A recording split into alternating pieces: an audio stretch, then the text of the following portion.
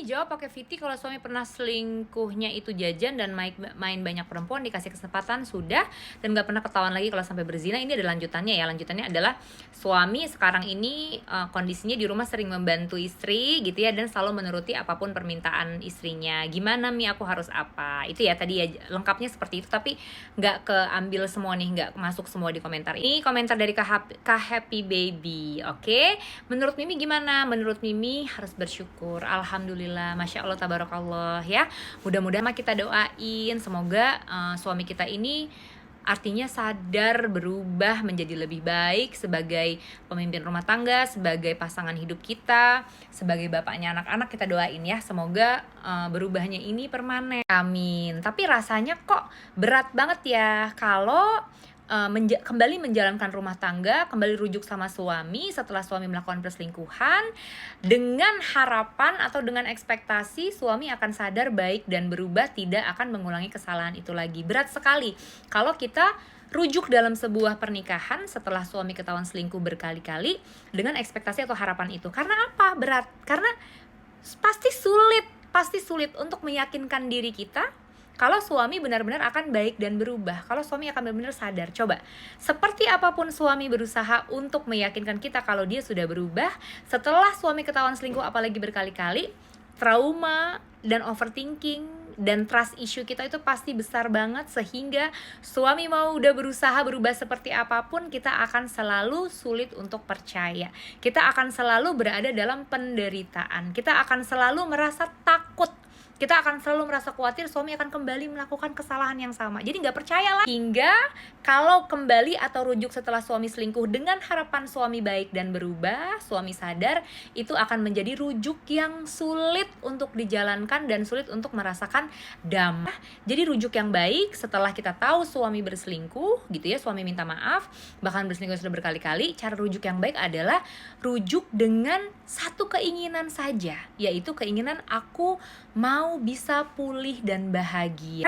Jadi ekspektasinya atau keinginannya jangan mau suami baik dan berubah. Karena kalau punya keinginan suami baik dan berubah, itu jauh banget, nggak ketemu-ketemu. Makin kita mikirin, makin kita ngarep kayak gitu, makin kita berharap kayak gitu, makin kita ketakutan, makin kita nggak percaya sama suami, makin kita inget kesalahan-kesalahan yang lama ya, makin kita susah untuk bisa menyandarkan kepercayaan kita sama suami, sehingga yang ada malah semakin bikin kita ngungkit-ngungkit, semakin bikin kita khawatir, ketakutan, sehingga nggak berhenti-berhenti bikin kita sama suami konflik terus. Hanya rujuk yang benar setelah suami ketahuan selingkuh adalah rujuk dengan satu keinginan, yaitu aku ingin pulih dan bahagia. Ya, apa itu aku ingin pulih dan bahagia? Aku ingin pulih dan bahagia itu berarti aku ingin jiwaku bisa terus-terusan merasa tentram, tenang, dan damai, bahkan sangat bahagia, mau apapun dan mau bagaimanapun suamiku kalau tuh. Karena sungguh, kalau berharap atau berekspektasi suami akan baik dan berubah, siapa yang bisa menjamin? Bahkan ketika dia udah benar berubah sekalipun tadi, kan Mimi udah bilang, kalau jiwanya belum pulih, jiwanya masih penuh dengan luka, jiwanya masih penuh dengan trauma dan trust issue, tentu suami berubah seperti apapun, kita akan tetap menderita. Kita akan tetap selalu khawatir dan ketakutan. Sehingga karena penderitaan, kekhawatiran, ketakutan ini, kita akan terus-terusan ribut sama suami. Tapi kalau kita jiwanya sudah sembuh dari luka-luka itu, semua luka-luka dan trauma itu sudah pulih ya, semua rasa-rasa negatifnya udah berhasil kita keluarkan dari dalam jiwa kita ya, sehingga yang kita rasakan hanya ketenangan, ketentraman, kedamaian, bahkan kebahagiaan. Insya Allah ini akan jadi fondasi yang lebih kuat, bahkan bisa jadi kuat banget ya. Kalau kita hatinya tuh udah pulih, udah bahagia, bahkan udah self love, kita cenderung akan jadi orang yang gak peduli suami mau seperti apapun di luaran maupun di rumah, mau seperti apapun suami bersikap, aku yang penting tetap bisa tenang dan bahagia. Aku yang penting tetap bisa Simi caranya ada, sangat ada ya, sama kayak badan kita ya, yang kalau terluka itu bisa diobatin sampai pulih ya, lukanya sembuh nanti kita berarti rasa sakitnya juga hilang. Di jiwa juga begitu ya, seperti raga yang kalau terluka itu setelah diobatin sakitnya hilang, jiwa juga kalau kalau dipulihkan nanti sakit di jiwanya akan hilang, sakit di batinnya akan hilang. Sehingga yang terasa adalah apa? Ketenangan dan kebahagiaan. Orang kalau jiwanya udah penuh ketenangan dan kebahagiaan, pasti hidupnya akan jadi jauh lebih enak. Kita tuh jiwanya udah tenang dan bahagia secara mandiri, artinya tenang dan bahagia yang tanpa syarat ya. Aku tenang dan bahagia karena aku memilih untuk tenang dan bahagia. Aku tenang dan bahagia karena aku tahu bagaimana caranya memulihkan luka-luka di batinku. Aku tenang dan bahagia karena aku tahu prioritas apa yang harus aku pikirkan, mana yang penting untuk aku rasakan, yang penting untuk aku pikirkan, mana yang membuat aku bahagia, mana yang enggak. Jadi kalau kita udah tahu prioritas-prioritas seperti ini, akhirnya kita tidak lagi menggantungkan kebahagiaan kita sama orang lain. Masuk sama suami, mau suami jungkir balik, mau suami A, B, C, D, E, F, G, kita udah gak terpengaruh dengan itu lagi, karena kebahagiaan kita adalah prioritas kita. Orang yang keinginan bahagianya udah tinggi banget, setiap hari dalam hidupnya akan selalu berusaha fokus memikirkan atau fokus merasa-rasakan pada hal-hal yang baik-baiknya saja. Kan orang yang udah sangat bahagia secara mandiri ya, bahagia tanpa syarat, kalaupun suatu hari nanti rumah tangganya benar-benar tidak bisa lagi dipertahankan, dia akan gagah berani, tidak bingung, tidak linglung ya, tidak dilema ketika harus memutuskan berpisah sama suaminya ya. Di jiwa yang udah tenang dan bahagia, memutuskan berpisah dari suami yang tidak bisa berubah setelah diberikan kesempatan berkali-kali lah sebuah kelegaan. Gak ragu-ragu lagi, gak bingung, gak bimbang, gak takut mengambil keputusan itu. Karena apa? Karena jiwanya udah pulih dan bahagia. Ngami caranya untuk memulihkan luka di jiwa, untuk membuat aku bisa bahagia lagi tanpa syarat? Ada banget. Salah satunya tentu saja ya positive thinking. Ini kita bicara mudahnya ya. Positive thinking, berdoa ke Tuhan, fokus merasakan dan memikirkan hal-hal baik yang terjadi di sekitar kita. Udah pasti fokus mikirin perkembangan diri kita, mikirin masa depan anak-anak, fokusnya harus ke sana ya. Daripada energi kita dipakai untuk ketakutan, untuk khawatir, untuk trust issue, untuk gak percaya sama suami.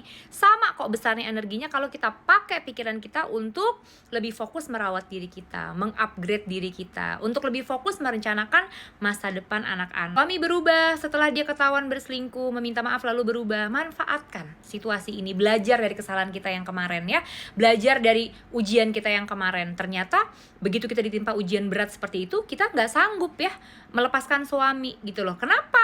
Mungkin salah satu alasannya adalah karena apa? Karena kita belum mandiri, karena kita pengangguran, karena kita belum punya cukup tabungan, karena ternyata kita belum lunas cicilan rumahnya, cicilan kendaraannya, karena ternyata kita belum punya tabungan masa depan anak-anak, ternyata kita belum punya kemampuan misalnya menafkahi anak kalau nggak ada suami. Belajar dari ujian kemarin, dari kesalahan kemarin ya. Kita nggak pernah tahu hidup tuh akan seperti apa. Jadi ketika kita udah ditimpa ujian yang seperti itu, lalu ada kesempatan untuk memperbaiki gitu ya, ada kesempatan untuk tetap bersama-sama, gunakan kesempatan bersama-sama ini untuk memperbaiki dan mengembangkan diri kita ya.